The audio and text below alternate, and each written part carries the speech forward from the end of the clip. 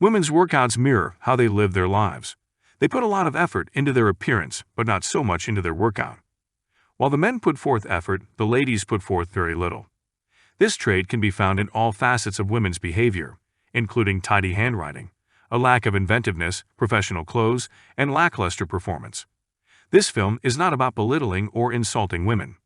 This location has already seen far too much of it, and I don't want to add to the situation. I also don't want to upset a group of people who spend their spare time drinking smoothies and photographing their private parts. This film in no way implies that women are less capable than men. Women have a steady supply of sexual energy that increases continuously until a specific time of the month, when they bleed and lose some energy. Their physical vigor then returns to its normal level. It makes no difference whether she engages in sexual behavior on a daily basis or completely abstains, because women do not lose reproductive vigor while or after engaging in sexual activity. Women have an advantage over men in this sense, because their energy levels rise regardless of their behaviors. The drawback is that they experience a lack of vigor at a set period of the month, regardless of what they accomplish. Men can acquire significantly higher amounts of sexual energy than women, and once there, they may maintain that level of energy for as long as they choose. This is the primary benefit. The downside is that men must remain seated in order to gather and store this energy.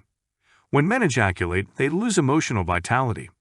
Even if ejaculation does not occur, some traditions suggest that stimulation of the sexual glands results in energy loss.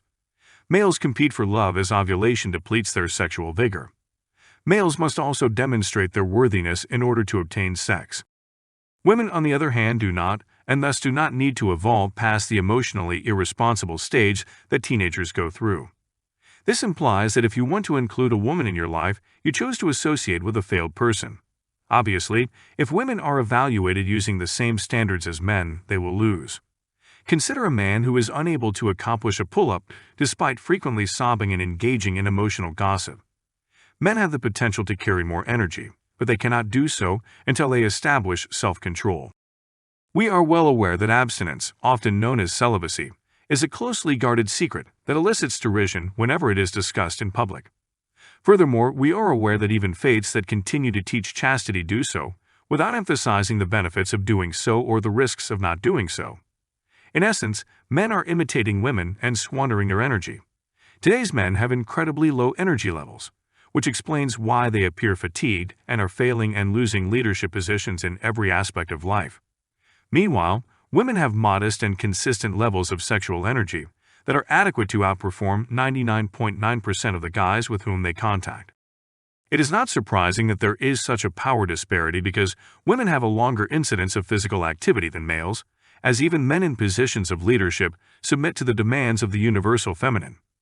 Put yourself in the situation of spending a significant amount of time with an emotionally volatile, gossipy man who enjoys watching reality television. Do you honestly believe that these traits would not eventually rub off on you?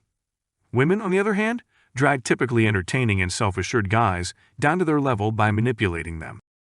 Whether she is your wife or simply your girlfriend, the more time you spend with, the stronger your bond will be.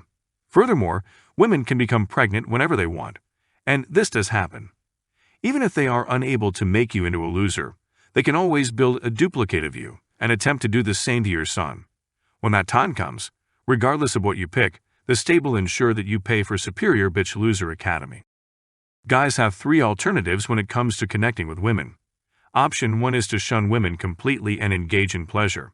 Take on the role of your woman's biological father and assist her in becoming the most amazing version of herself possible.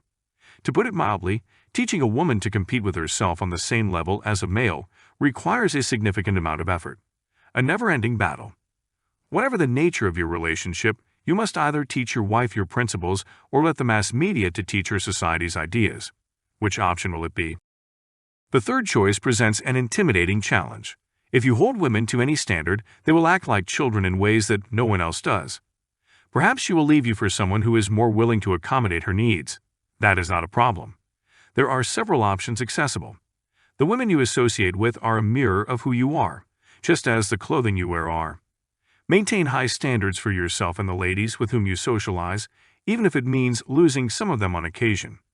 Men are increasingly realizing that the concept of masculine vigor no longer exists.